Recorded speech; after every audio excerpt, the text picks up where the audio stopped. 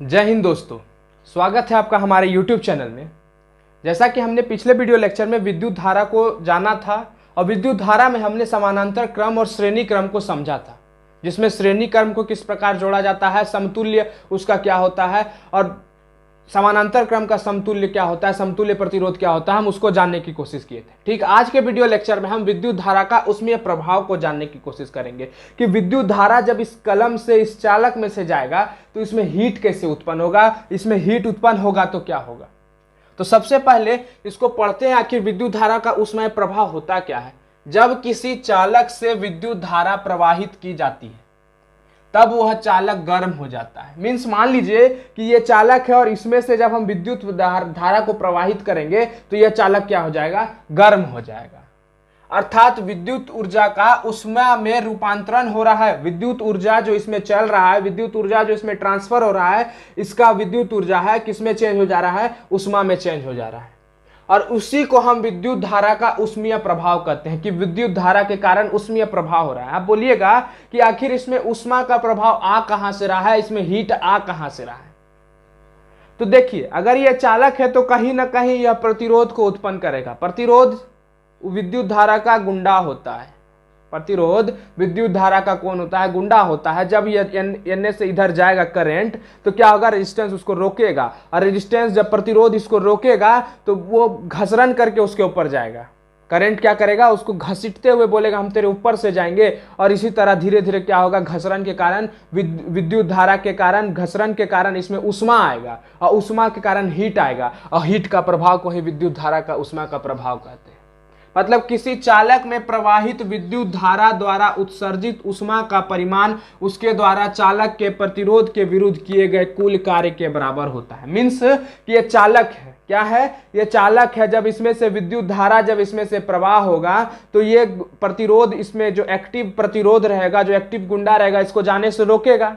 इसको जब जाने से रोकेगा तो ये क्या करेगा, इसमें से घसरन करते हुए जाएगा। ये जो है विद्युत धारा कुछ कार्य करते हुए जाएगा, रेजिस्टेंस भी कुछ कार्य करेगा, और रेजिस्टेंस के द्वारा जो कार्य करेगा वह कार्य हीट के रूप में संचित हो जाएगा, और वही हीट को हम विद्युत धारा का उसमें प्रभाव कहते हैं। तो अब कितना प्रभाव उत्पन्न करेगा, मतलब विद्युत धारा से उत्पन्न उष्मा का परिमाण क्या होगा।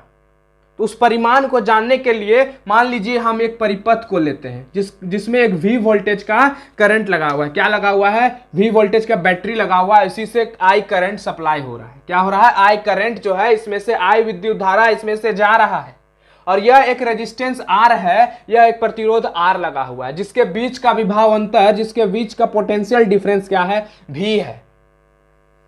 और इस V में और इसके ऊपर एक हम वोल्टेज मीटर, वोल्ट मीटर लगा दिए हैं जो विभव अंतर को नाप रहा है। क्या नाप रहा है, एक विभव अंतर को नाप रहा है। मान लीजिए PQ से विद्युत धारा I प्रवाहित हो रहा है। इस PQ से विद्युत धारा क्या प्रवाहित हो रहा है, इस PQ, मान लीजिए ये PQ है तो इससे विद्युत धारा I प्रवाहित हो रहा है।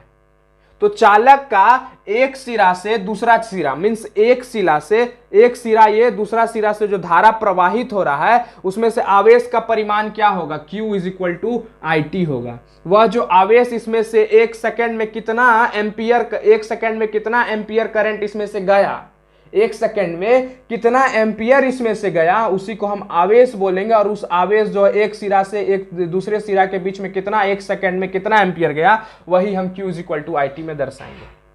परंतु चालक के एक सिरे से दूसरे सिरे तक, एक सिरा से दूसरे सिरा तक Q का आवेश का विभवांतर क्या है, V है।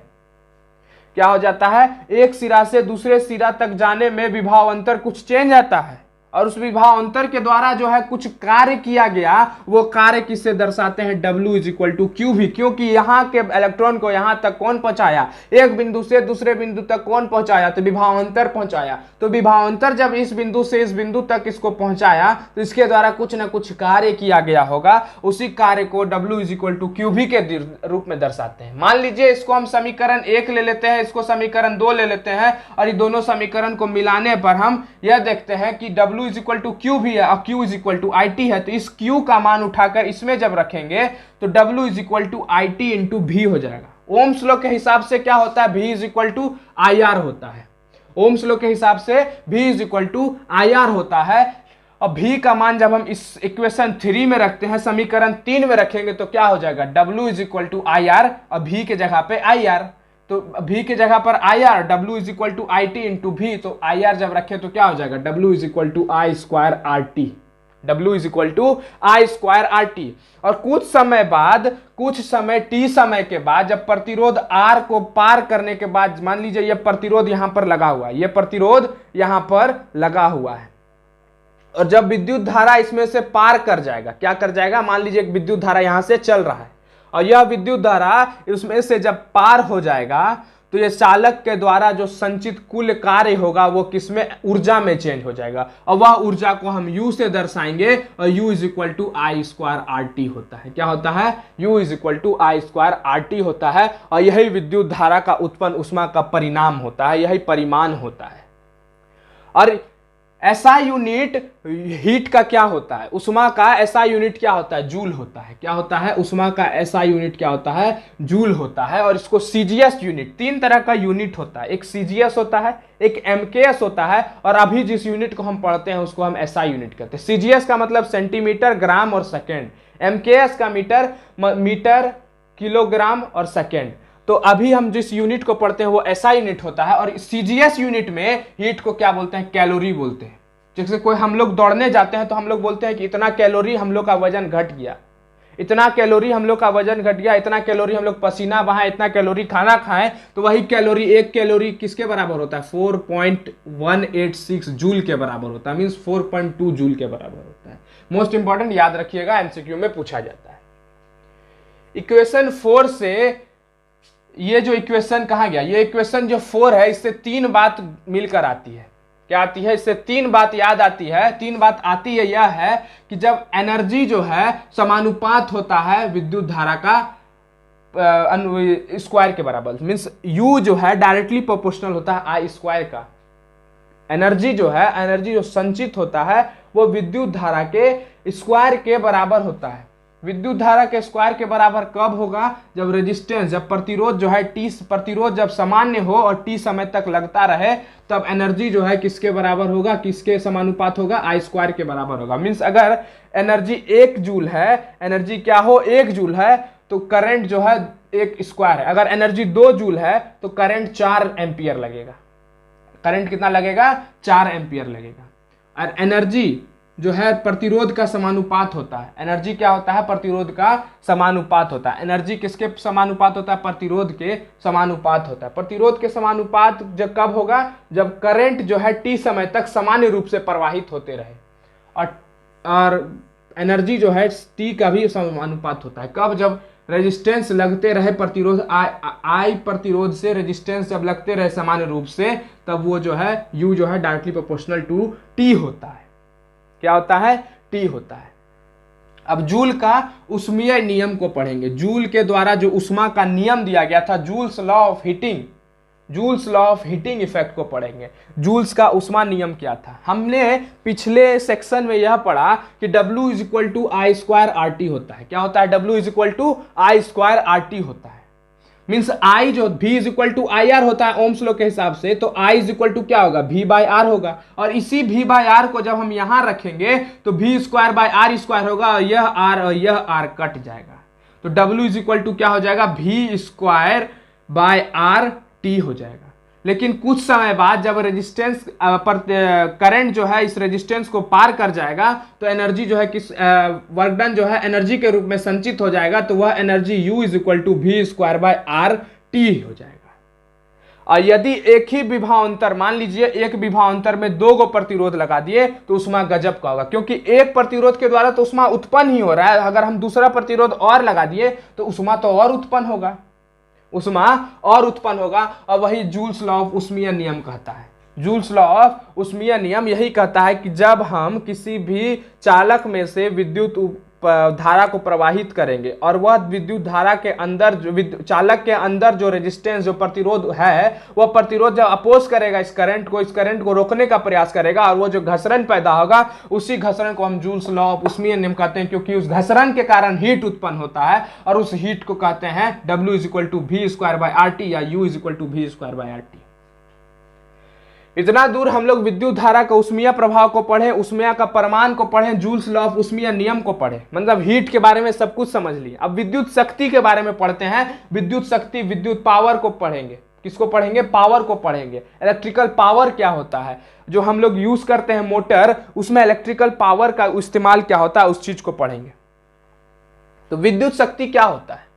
मान लीजिए कि आप जो है कुछ काम कर रहे हैं, तो आपके काम करने की क्षमता कब डिसाइड होगा कि आप इतना काम कर सकते हैं? जब आप 10 गो ईटा अगर मान लीजिए आपके पास है, तो 10 ईटा अगर आप उठा लिए, तो मतलब इसका मतलब यह हुआ कि कुल एनर्जी आपके इतना शरीर में है 10 ईटा उठाने का। ठीक उसी प्रकार विद्युत शक्ति भी उसी को कहते हैं कि किसी विद्युत परिपथ में विद्युत ऊर्जा के व्यय की दर को हम विद्युत शक्ति कहते हैं। मीन्स इस विद्युत, मान लीजिए ये क्या है, विद्युत परिपथ है, और इस विद्युत परिपथ में जब हम इस ऊर्जा का, विद्युत ऊर्जा का जब खर्च होगा कि विद्युत ऊर्जा, ये विद्युत परिपथ कितना खर्च कर रहा है, यह विद्युत परिपथ है और यह विद्युत परिपथ विद्युत ऊर्जा कितना खर्च कर रहा है, उसी को हम विद्युत शक्ति बोलते हैं। मीन्स कि आप 10 किलो आटा उठा लेते हैं, तो आपके द्वारा एनर्जी जो है वो क्या, कितना, 10 किलो आटा उठाने का है, तो उसी को हम विद्युत शक्ति बोलते हैं। इसके टर्म में, किसके टर्म में? जब एक विद्युत परिपथ में विद्युत ऊर्जा का कुल व्यय जो होता है वह विद्युत शक्ति कहलाता है। मीन्स क्या कि विद्युत शक्ति जो है कि 1 सेकेंड में आप कितना ऊर्जा खत्म कर रहे हैं, बस बात खत्म, यही विद्युत शक्ति कहलाता है। Means power is equal to work बटा वाट बटा टाइम। वर्क बटा टाइम, पावर क्या किसके बराबर होता है? वर्क बटे टाइम के बराबर होता है। मीन्स वर्क जब होगा, काम जब खत्म होगा, काम जब होगा तभी तो आपका ऊर्जा खत्म होगा। मीन्स काम अगर नहीं हो रहा, अगर आप चुपचाप बैठे हुए हैं तो आपका ऊर्जा कभी खत्म नहीं होगा, लेकिन आप कुछ काम कर रहे हैं तो आपका ऊर्जा खत्म होगा। तो ठीक उसी प्रकार पावर जो होता है वर्क बटे टाइम के बराबर होता है। तो पिछले सेक्शन में हम लोग वर्क के फॉर्मूला को निकाले थे, तो W is equal to I square R T होता है। तो वर्क का क्या होता है? W is equal to I square R T बटा टी, और यह टी कट जाएगा, तो पावर इज इक्वल टू क्या आ जाएगा? आई स्क्वायर आर। इसको समीकरण 1 में ले लेते हैं। ओम्स लॉ के हिसाब से V इज इक्वल टू क्या होता है? आई आर होता है। ओम्स लॉ के हिसाब से क्या होता है? V is equal to I R होता है। तो पावर इज इक्वल टू क्या हो जाएगा? इस V is equal to I R जब होगा तो रेजिस्टेंस को हम निकालते हैं, R इज इक्वल टू क्या हो जाएगा? V बाई आई होता है। तो इस R को हम इस R में रखेंगे, समीकरण 1 में रखेंगे। इस रेजिस्टेंस प्रतिरोध के मान को समीकरण 1 में जब रखेंगे तो पावर इज इक्वल टू क्या आ जाएगा? आई स्क्वायर V बाई आई। ये आई इस स्क्वायर को, एक स्क्वायर को काट देगा, तो क्या हो जाएगा? Power is equal to V I हो जाएगा। पावर इज इक्वल टू क्या हो जाएगा? V आई हो जाएगा। मीन्स विद्युत शक्ति का जो ऐसा यूनिट होता है वो क्या होता है? वाट। अब वाट के बारे में आप बहुत अक्सर सुने होंगे कि इतना वाट का बल्ब है, इतना वाट का टीवी है, इतना वाट का कुछ भी, वाट से हम बहुत कुछ सुने हैं। तो अब सवाल यह आता है कि 1 वाट होता क्या है? 1 वाट होता क्या है? तो 1 वाट का हम इससे फॉर्मूले से 1 वाट का हम इसका डेफिनेशन को निकालते हैं। यदि किसी परिपथ में 1 जूल प्रति सेकंड काम के दर से कार्य किया जाएगा तो उस परिपथ में विद्युत शक्ति 1 वाट होगा। मीन्स 1 जूल का अगर आप 1 सेकंड में काम करते हैं, 1 जूल का काम 1 सेकंड में करते हैं तो यह 1 वाट हो जाता है। मीन्स किसी भी परिपथ के द्वारा, यह परिपथ मान लीजिए क्या है? परिपथ है, और इस परिपथ के द्वारा जब 1 सेकंड में 1 जूल कार्य किया जाएगा तो उस परिपथ में जो होगा 1 वाट का विद्युत शक्ति होगा। क्या होगा? 1 वाट का विद्युत शक्ति होगा। अब विद्युत शक्ति में एक टर्म का उपयोग होता है विद्युत ऊर्जा का। मीन्स विद्युत ऊर्जा का व्यय को हम विद्युत शक्ति बोलते हैं। तो भैया विद्युत ऊर्जा किसको बोलते हैं? विद्युत ऊर्जा किसको बोलते हैं? विद्युत ऊर्जा है क्या? कि विद्युत ऊर्जा का हम खर्च कर दिए। विद्युत ऊर्जा क्या है? तो विद्युत ऊर्जा जो है किसी चालक में आवेश का व्यय को, अब मान लीजिए चालक है, ये क्या है? एक कंडक्टर है, एक चालक है। इस चालक में जब आवेश जब खर्च होगा उसी को हम विद्युत ऊर्जा बोलते हैं।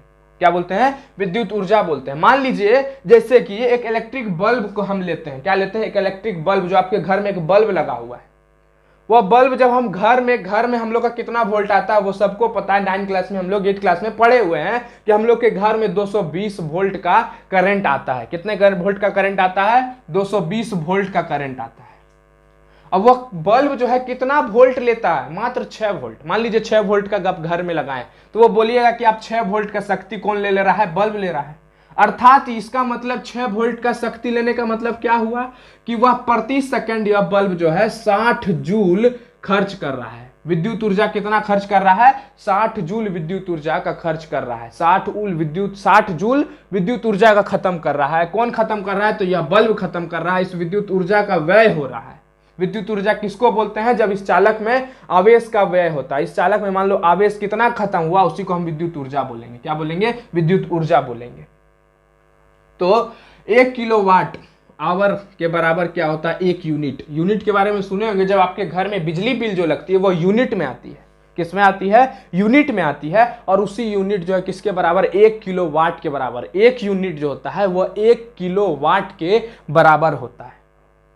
किसके बराबर होता है? 1 किलोवाट के बराबर होता है, जिसे हम 1 किलोवाट आवर को 3.6 इंटू 10⁶ जूल के बराबर दर्शाते हैं। किसके बराबर दर्शाते हैं? 1 किलोवाट आवर किसके बराबर होता है? 3.6 इंटू 10⁶ जूल के बराबर होता है। कौन? 1 किलोवाट आवर। तो आज के वीडियो लेक्चर में हम इतना ही रखते हैं। आज के वीडियो लेक्चर में हमने उसमें प्रभाव, विद्युत ऊर्जा, विद्युत शक्ति को कवर करने की कोशिश की। आशा करते हैं आपको समझ में आया होगा। और एक वीडियो और लगेगी इस विद्युत को खत्म करने के लिए, विद्युत धारा को कंप्लीट करने के लिए, जिसमें आपका चौथा चैप्टर फिजिक्स का कंप्लीट हो जाएगा।